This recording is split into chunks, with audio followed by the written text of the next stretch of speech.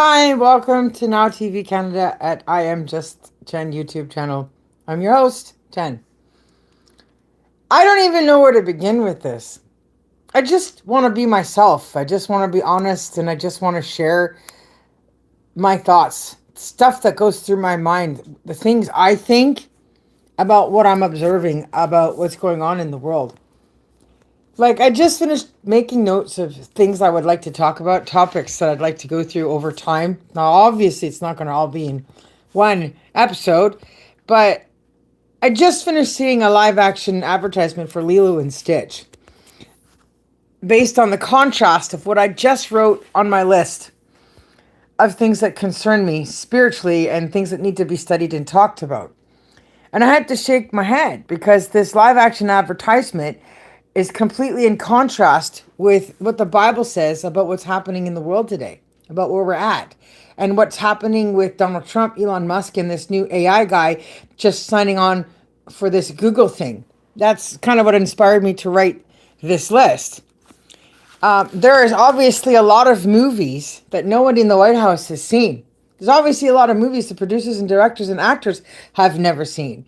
There's also a lot of people that have passed away that I've seen a lot of stuff that are now not here to benefit the world based on what they've seen. And there's a lot of people making stuff and doing things without doing the research to know the answers to things, all based on the fact that they think because they're bigger, they must be better. And to say, oh, I'll do anything in your head, shake hands, smile, talk to public because you want money and prestige and attention doesn't mean it's going to solve the problems. Doesn't mean it's the answer. So I wanted to make this little video because my point is talking about the devil, Lucifer, Satan, Mammon, the bad guy. We need to talk about him. Talk about him, talk about him, talk about him, talk about him more. Talk about who he is, talk about what he does, talk about why he does it and understand all of that. If you don't talk about him, then you can't work together to do things to stop what he's doing. And my biggest thing I want to point out here is that the bad guy is all races and all colors. People of all nationalities in all parts of the world are out there that do bad things, that can be coerced, manipulated, or have thoughts put in their mind from the devil, from his antichrist, from his demigod world, from invisible forces, from the things you dream in your subconscious mind or semi-conscious mind. That's when people can slide in there spiritually, put in messages, or start the process of where you're starting to hear voices and get schizophrenia and things like that. And so we have to be very mindful of how we take care of ourselves, this mind, body, and soul. And it's very important about understanding leadership and what it means to be a good leader versus a bad leader, or versus somebody who's just able to stand on a stage and talk to large crowds and say a lot of words. And sometimes, if they're lucky, make a little bit of money with that, but leaves the audience standing there going, huh? Because they didn't get anything out of it and they're not going to go home and make any money from that. So really, we need to do something to protect ourselves. And that is like tuning out. Don't turn it on. Review your little flashes of scrolls of what's going on. Keep up on, the titles of the things, and so you have enough awareness of knowing what not to buy into. Now, the answer to the future is not in AI. It isn't to disconnect from the need of human interaction or affection. We still need humans to think. The answer to the future is not to make things more expensive and harder to attain. The answer isn't to make fewer people richer. If they don't even know what they're doing with their own conscience in the process of the money they've reached now, how are they supposed to know what to do with the money once they have it? They don't, right? The more money you have, the more responsibility that carries, the more for others you should be doing. And all of that leads to God. Creating AI and other technologies does not erase or prove that there isn't a God. And it doesn't make the outcome or the result of that go away. So even when it comes to your entertainment, you have to be very careful, though it's okay and healthy to escape reality, because we all need, to laugh and enjoy ourselves and stuff. We also have to be mindful of what we're putting in our minds what we're reading, what we call good entertainment during this process of when all this stuff in the world is going on, right? The Bible has warned many people for a very long time about things we shouldn't do. And if you've never read the Bible at all, then why would you think somebody who's studied the Bible and other scripture related materials their whole life would listen to you?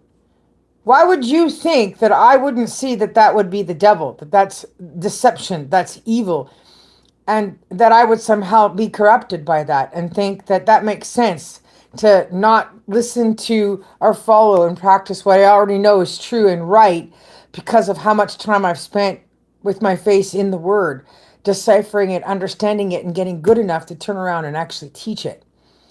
So I want to turn this camera over to the list I wrote just before I came online about the subjects of the things around what God is saying, what the scriptures say, and what I'm saying about the devil, and what he will never do to me, and what I will do to try to help others get out of it. So the list of things I want to discuss over time, not all in one episode, because I got to look up scriptures, and that takes a little bit of research.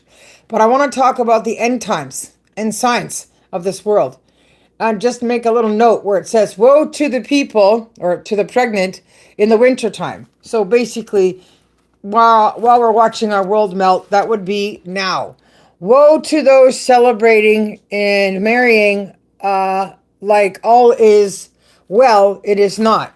In the days of the flood, they were celebrating and dancing and getting married and having children until the day of the flood. And only then did they get scared. Uh-oh, we were wrong. Noah was telling us the truth and we shouldn't have been laughing, and they didn't get saved. God says that we can eat meat, birds in the air, fish in the sea, and animals on the land. And the Bible mentions lots about those that do not eat it and how we're supposed to approach them and how we're supposed to deal with them politely. So I will find scriptures around all that too. Now, my biggest beef about the world right now and what I'm upset about the global warming and Vancouver and that beautiful rainforest is this. God tears down what Satan builds up. Everything that's being built that is wrong today is being done on the basis of gain, profit, on the backs of the poor, stepping on people, climbing up higher, based on people earnings and savings and what they think they're going to get from building up, as in the tall towers, rather than making sure everybody lives fair and we all have a safe and comfortable place to live, which we should have. Now, in the old days, I'm going somewhere here. In the old days, it was the same as what Satan's doing now, but he's doing it in a less obvious way.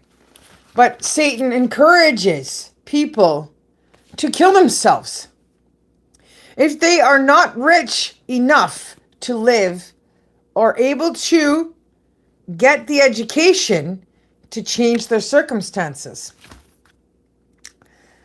I want to go back to the night before Jesus died, when he was praying to Jehovah, to the Father, and the blood was dripping from his head, right? Can you not lift this burden from me?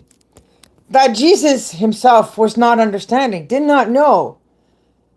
Why were you asking me to go this far, to, give up my life, my physical opportunities, to marry, be a father, a carpenter, enjoy a family.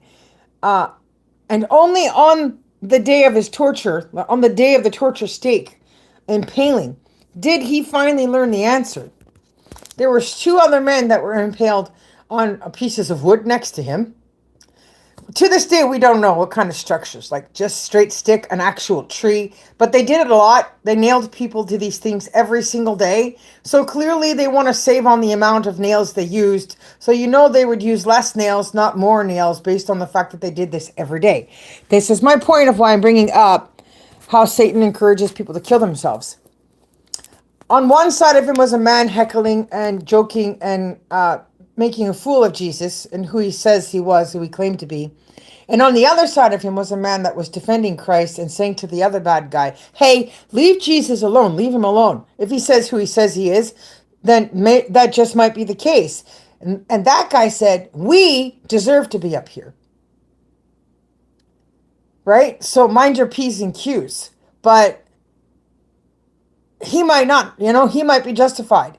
And the point is, it was that good guy that God had judged and said to Jesus, had deemed, he does not deserve the punishment or the discipline of death on a torture stake next to you on this day. And that his sin represents the sins of the world that Jesus died for. Because in the process of doing that, he saved this man. And in that moment, Jesus understood what God was saying about if you steal an apple because you're hungry, and God made the body to need food and to need to eat. And that if we don't provide as a society so people can eat, and you steal an apple, you don't cut off their hand. Cutting off their hand is not an equal discipline or punishment for the crime of needing to eat, which God created within us. Created our body for the purpose of. Food is for the stomach, and that you need it. Stealing an apple is not the same as breaking into somebody's home or beating somebody nearly to death. It's just an apple, and nobody's going to go broke. Nobody's going to file bankruptcy. Nobody's going to lose anything because the guy ate an apple so he could eat. And so it's that degree of minor crime that Satan was killing people over, nailing them to these torture stakes, getting rid of their lives. It's that degree of minor episodes of crimes in which they were punishing people 3 times beyond what they deserved. I was watching a film about how bad it was at one point in that part of the world where people would literally go and sell their body parts. There would be operations where they would be amputating pieces of themselves to get paid money to take care of the families because they weren't able to provide for their families, because if you stole an apple, you were going to have your hand cut off anyway. So have the hand removed, get paid something, go home and feed your family with it. Right? Being taught that you're supposed to serve a God or think that something like that evil is a God is crazy in itself. And then to live in those conditions and accept those conditions and practice those conditions, crazy wrong. And so that's what I'm trying to say about Jesus in the night before when he's like, Father, please lift this burden from me. He didn't know until he met the man that defended him. And then Jesus turned to him and said to him, and everybody who's read the Bible would know, he turned to him and said, truly, I say to you, you shall be in paradise with me. Because he understood that that man's crime did not fit the punishment of being nailed to a torture stake and dying for whatever it was. And that God had justified that sin for the world by putting Jesus there to witness this man, defend him, and understand God in the context of the sinners of the world. And at that point, Jesus got it. So we ought to be thankful and grateful for what Jesus did. And the fact that he did do that doesn't change anything. Time or passing along isn't going to erase it or make it go away. And you cannot make a lie the truth. So now going back to my list, the next one down relating to what I just said, especially in Canada, euthanizing is being encouraged. Taking your life. When you don't have a terminal disease. They're accepting people putting in requests for ending their life just from having mental health problems, poverty, physical disabilities, not even the kind that's going to kill you. Recently, there was a family or people who had put in a request to end the life of a baby with the euthanizing. The first year they legalized it with Justin Trudeau in office as Prime Minister in Canada, about 3,000 people ended their lives. And then just in a few short years, it skyrocketed to 15,000 people in 1 year. Hopefully they weren't all just Canadians, because at that rate there would be no Canadians left, and then you'd have a soulless land.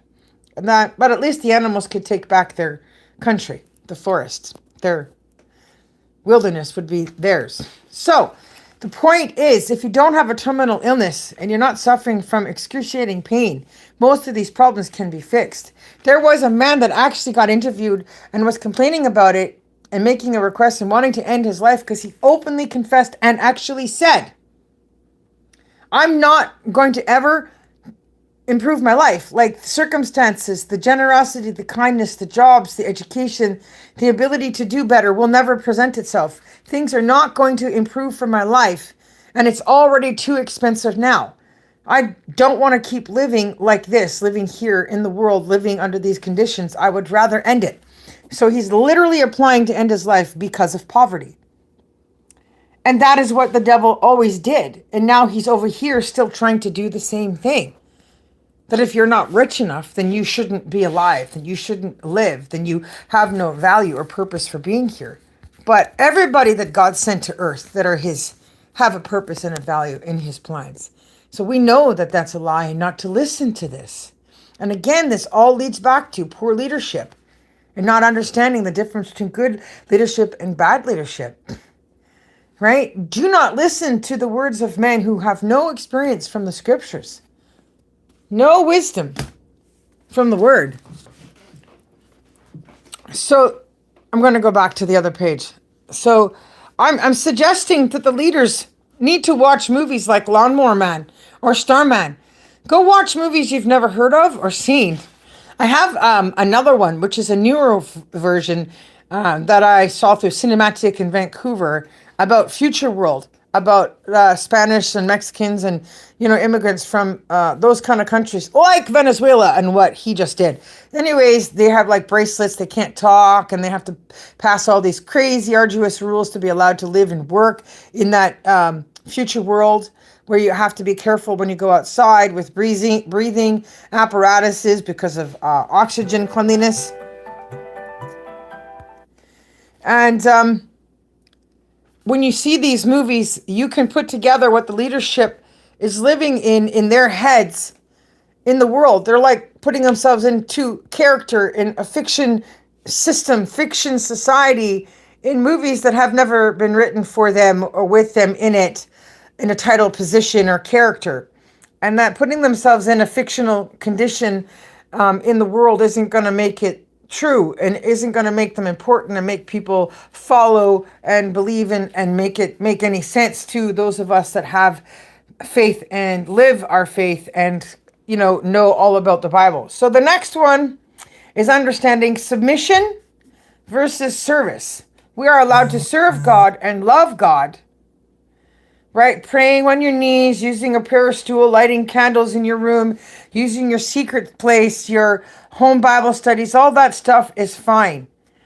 And then the other part is faith versus action. Because if you do this part here and you don't put your faith into action, then you're just tickling your ears. You're just doing stuff that's only good for the moment, the here and the now. And it only helps you. It doesn't help another too far or too much. Maybe a little bit of the people around you in your immediate circle. But the kind of submission that the devil practices, that TV show about Born to Serve, I saw just for a fraction of a second on a documentary where I was watching a woman from one of those countries forcing a young girl to drink milk, forcing the milk down her, forcing her to try to gain weight to make her fat because they believe in their society and their system that women are of no good, no value or worth unless they're overweight. They've got to be fat because you can't be beautiful, you can't be loved, and that the women are encouraged to abuse the kids because the men abuse them. So keep the cycle of abuse going. I could not watch another segment of what I saw. I was stunned, just shocked that that's happening in the world today anywhere, and that they're putting it on Netflix or wherever it is I watched it from. I was just stunned. So it's time to very much control what you watch and listen to and read. I think I said this part. Anyways, AI does not replace the need for human interaction or intelligence. It cannot compare or replace God. And it can't destroy the evidence or reality of God, as in Jehovah. Now, what I want to go on to do in other episodes as well, which is very key to all of this, the disputes between the different churches in the community of Christ. I want to build up upon testimonies and witnesses of Jesus Christ, personal testimonies of people who can say, I've met Jesus, I know him, he has come to me, come upon me, I have felt him in my life. I want to build up on testimonies and witnesses of Jehovah and people who can testify of the difference, the two personages, like Joseph Smith, like his father was trying to do, like Martin Harris was trying to do, Wilford Woodrow was trying to do, like Russell Taze was trying to do. And there is a sign language app I have on my phone that I was practicing sign language stuff, watching stuff from the Philippines, about a church in the Philippines, and the messages from their studies of the Bible and understanding was just spot on reality. It was just perfectly put. And I'm like, wow. So I'm going to share from their app to show that God's Zion is not one place, that God blesses people in many places with gifts of discernment and understanding and knowledge to save his righteous, to be a part of his new world and system wherever we might be. In the Bible, God talks about it where if there is ever a moment in time where he needs to literally use angels to fly a person out, one single person at a time from wherever they are, he'll take them with the angels and rescue them then and there to a place of safety. So we don't have anything to fear if what we're doing in our personal space in our home studies is right. And God says that it is good. So I will share from that to show that that church and congregation is separate from the witnesses. It's also separate from the Church of Jesus Christ. But they do know that we are all part of the Church of Christ, and that the understanding is you cannot be saved unless you're part of the Church of Jesus Christ, the community of Christ Church. Right. And so there's an issue there with the JWs because of changing everything over to and being just around Jehovah God. And it's fine to understand Jehovah. It's fine to know him separate than Jesus. But it's not okay to cut out Jesus. It's not okay to deny the separateness of the experience needed as a testimony and being able to identify Jesus and who he is in your life, inside of you, in your relationship with him, so that you can have a testimony of the two, so that the whole rounded effect of the Father, Son, and the Holy Ghost can actually affect you in a way where you can testify to the entire thing. Without Jesus in the middle, without an understanding of that, without an experience of that, then you're not going to get the whole thing. You're going to be missing in the development and understanding and the benefit in which you can provide others and share with others that others need. Back to the page. Those people on that app from the Philippine church mentioning that there's no Trinity in the Bible and there was no cross before Christ. The item used was the same item they were using for all the people that they put to death over there. And it had nothing to do with the word Christianity because it didn't exist.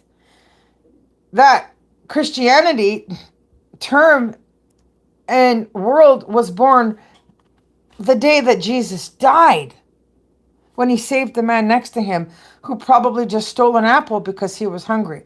And God made the body need food to eat as a testimony to the fact that we need God.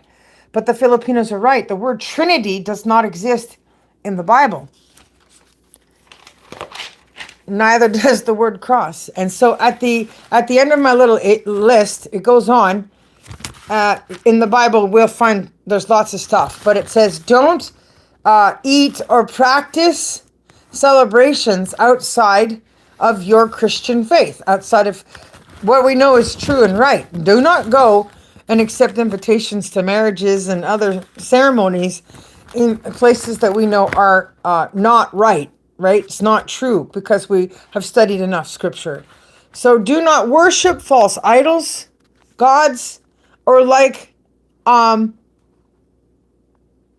or listen to the knowledge of those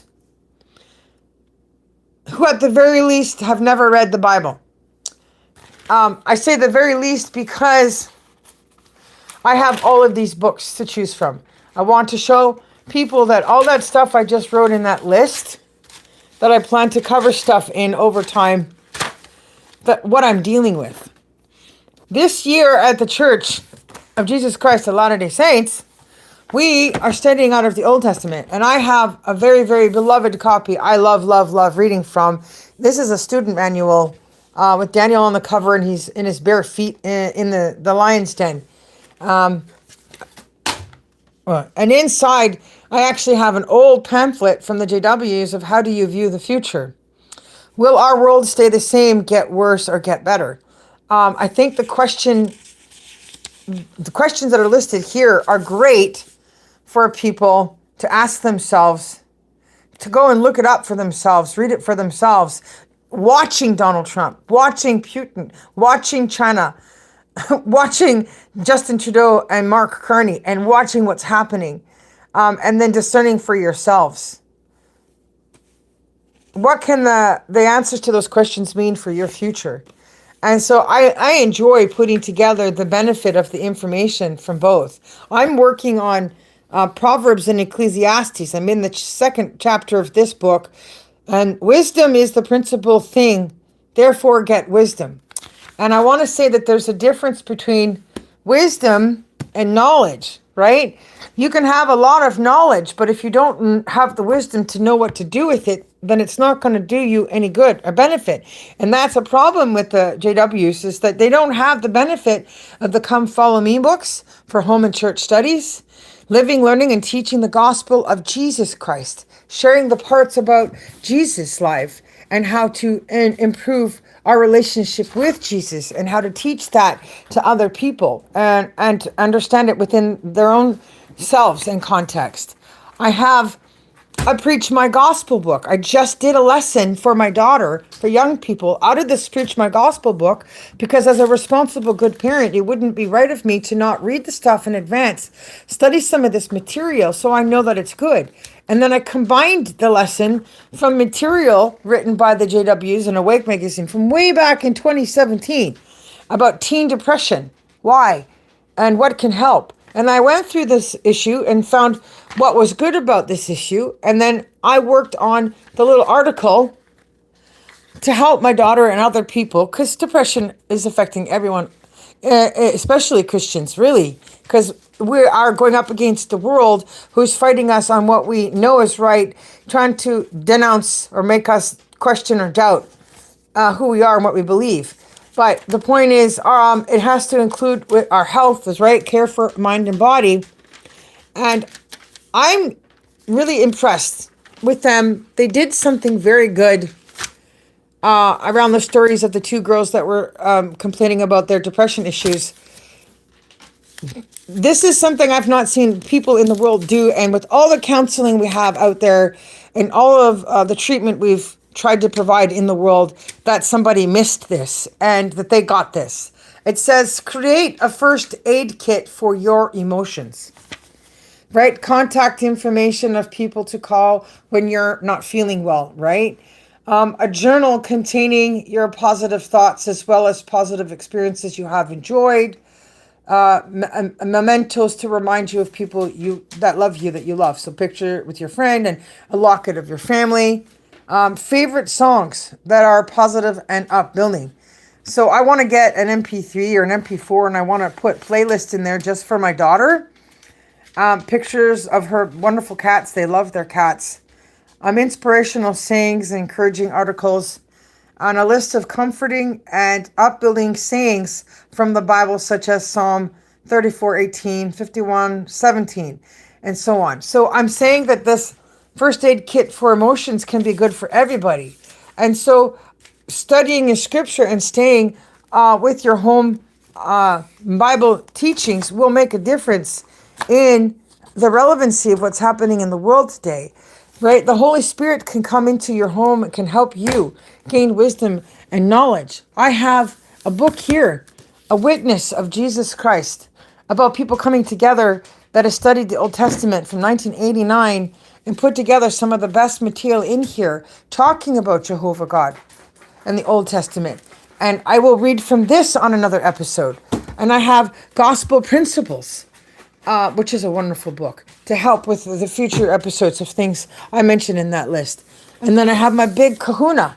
I love my big Bibles. I don't have a big one to have the quad of the King James Bible from Joseph Smith and the Book of Mormon, Doctrine and Covenants, and Pearl of Great Price. I don't have a brand new, signed one with my name in it, whatever.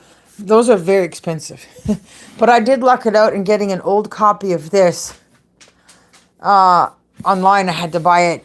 And then I got an old copy of the original American Standard.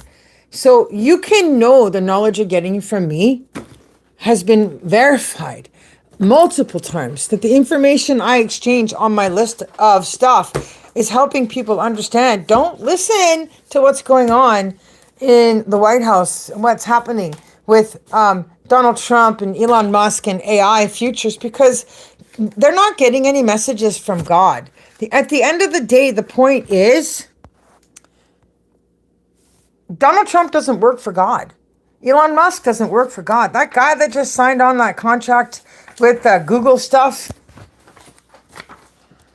and Elon Musk doesn't work for God. And building Google beforehand and then coming along and buying it later doesn't mean that you know what to do with the Google after somebody else has built it. If it's not your baby and you weren't inspired and you didn't learn the technology and you didn't have the vision, then you don't know what its purpose is. The same thing with a frozen piece of land like Greenland or anywhere else, Antarctic or Arctic type weathers. You don't know what God's purpose is for the place. You don't know why it's there. You don't know what we're supposed to be doing with it.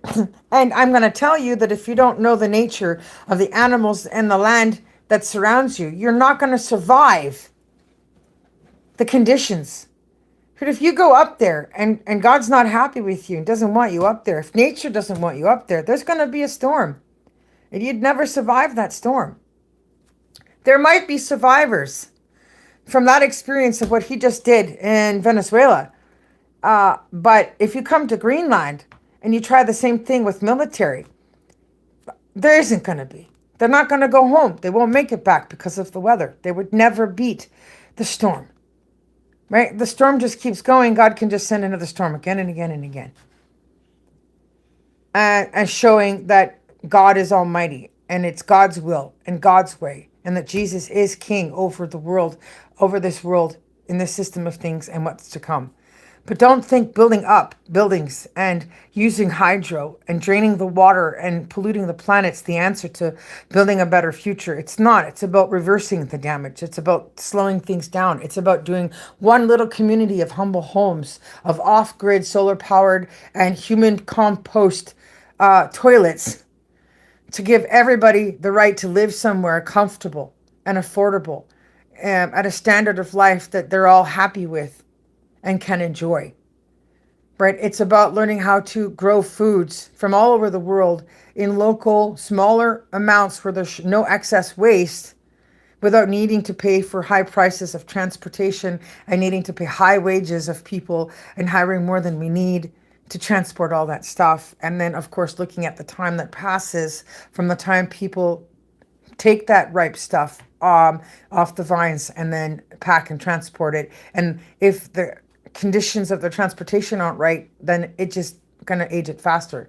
So I will end there, because I'm trying to say that this future, whatever happens with our world, the world taking itself back, that volcano that's 50,000 years overdue and going off, like, it's all in God's hand, Jesus' hands on what's going to happen. The planet for this next current cycle has already been here for over 4 billion years. Our sun is dying. Every day there's flashes of stuff coming off that sun. Right? Our world is already groaning under the weight of the garbage and the sin in it and the population that we're at.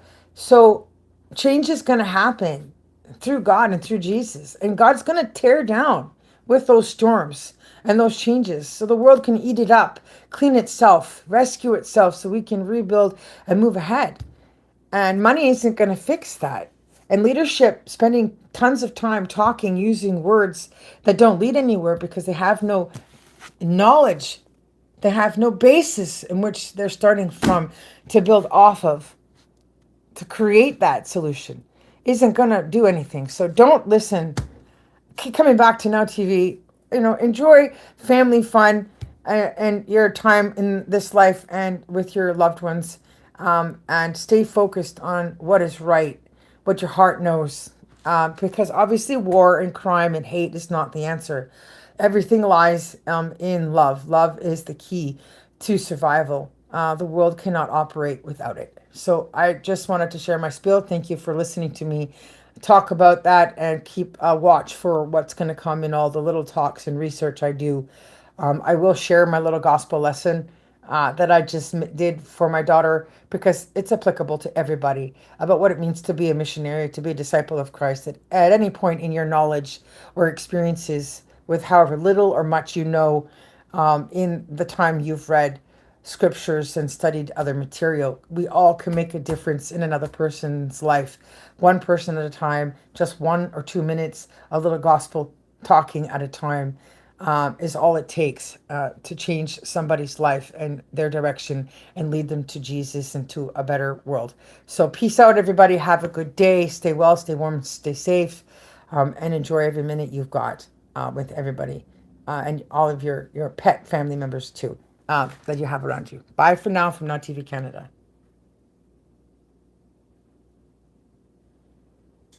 Hi guys, thanks for watching. Watch the video after it's finished loading.